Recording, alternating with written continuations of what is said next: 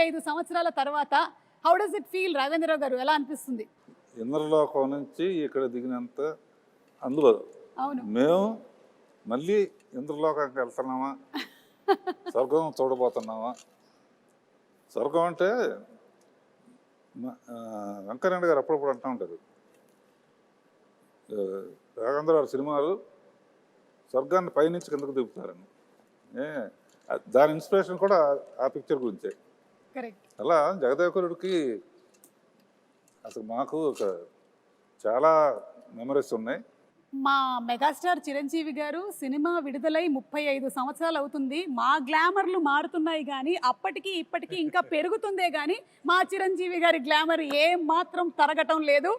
Sir ఎలా అనిపిస్తుంది? మే 9వ తారీఖున మళ్ళీ రిలీజ్ అవుతుంది. Really exciting Suma. And 35 years అయిందా అన్న భావం కలుగుతుంది. ఎందుకంటే ఆ షూటింగ్లో ప్రతి మూమెంట్, ప్రతిరోజు షూటింగ్లో ఉన్న ఎక్స్పీరియన్సెస్, అది ఆన్ స్క్రీన్ కానీ బిహైండ్ ద స్క్రీన్ కానీ సచ్ వండర్ఫుల్ మూమెంట్స్ అనమాట. అవన్నీ ఇప్పటికీ కళ్ళకు కట్టినట్లు ఉన్నాయి. ఇందాక ముగ్గురు గదిలో కూర్చొని అవన్నీ నెమరు వేసుకుంటుంటే నిన్న మొన్న జరిగినట్లు ఉంది తప్ప 35 ఇయర్స్ అలా పాస్ అయిపోయింది.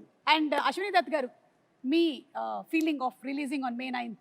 కళ్ళబడ నీళ్ళు వస్తున్నాయి అమ్మా, ఆనంద బాష్పాలు. ఇది గ్రేట్ వెంచర్. చిరంజీవి గారికి, రాఘవేంద్ర గారికి జన్మలకి రెండు.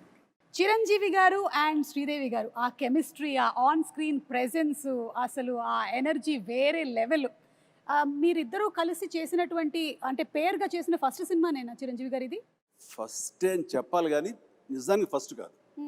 దానికి ముందు నా బిగినింగ్ ఆఫ్ మై కెరీర్లో తను ఇంకా బాంబేకి షిఫ్ట్ అయ్యి అక్కడ స్టార్గా, సూపర్ స్టార్గా ఎస్టాబ్లిష్ అవ్వకముందు రాణి కసర రంగం అనే ఒక సినిమా చేశాను, మన టిఎల్వి ప్రసాద్ డైరెక్షన్లో, వాసిరాజు ప్రకాశం గారు అబ్బాయి. అండ్ ఆ సినిమా తర్వాత మళ్ళీ మన గురువుగారి డైరెక్షన్లోనే మోసగాడు అనే సినిమాలో సోమన్ బాబు హీరోగా. అందులో అమ్మాయి డ్యూయల్ క్యారెక్టర్, ఒకటి కొంచెం వ్యాంపిష్గా ఉంటుంది, ఒక అమ్మాయి చాలా బుద్ధిమంతురాలు. ఆ వ్యాంపిష్గా ఉన్న అమ్మాయి పక్కన చేశాను. అది ఇద్దరికైపు ఒక సాంగ్ కూడా పెట్టారు ఆయన మాకు. బట్ అక్కడ చిన్న శాంపుల్గా వదిలేరు, దాన్ని పెద్ద ఎత్తున ఈ సినిమాలో కుదిరింది. చెప్పాలంటే ఈ సినిమా చేస్తున్నంతసేపు నాకు పాత సినిమాలన్నీ మైండ్ నుంచి పోయింది. ఈ సినిమాయే ఫస్ట్ సినిమా అన్నంతగా ఇన్వాల్వ్ అయ్యాం, ఫస్ట్ సినిమా అన్నంతగా జెల్ అయ్యాము, ఆ కెమిస్ట్రీ కుదిరింది, అలా ఇన్వాల్వ్ అయ్యాం.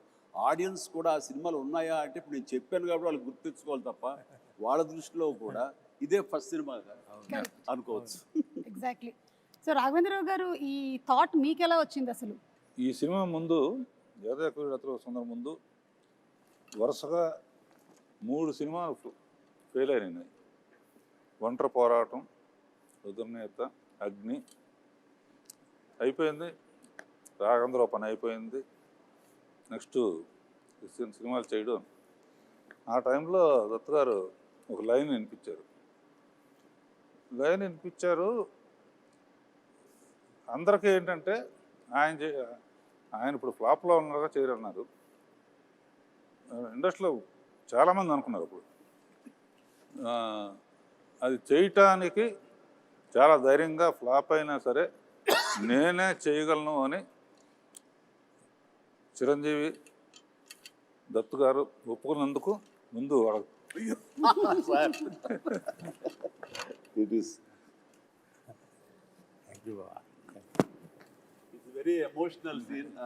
చెప్పాలంటే దీనికి ఈయన ఆనెస్టీకి, ఈయన సిన్సియారిటీకి నిజంగా శిరస్సు వంచి నమస్కరిస్తున్నాను. ఆ టైం లోపల ఈ కథ, మూల కథ అనేది దత్తు గారి దగ్గరికి వచ్చినప్పుడు ఆయన చాలా లైక్ చేసి నాకు వినిపించారు.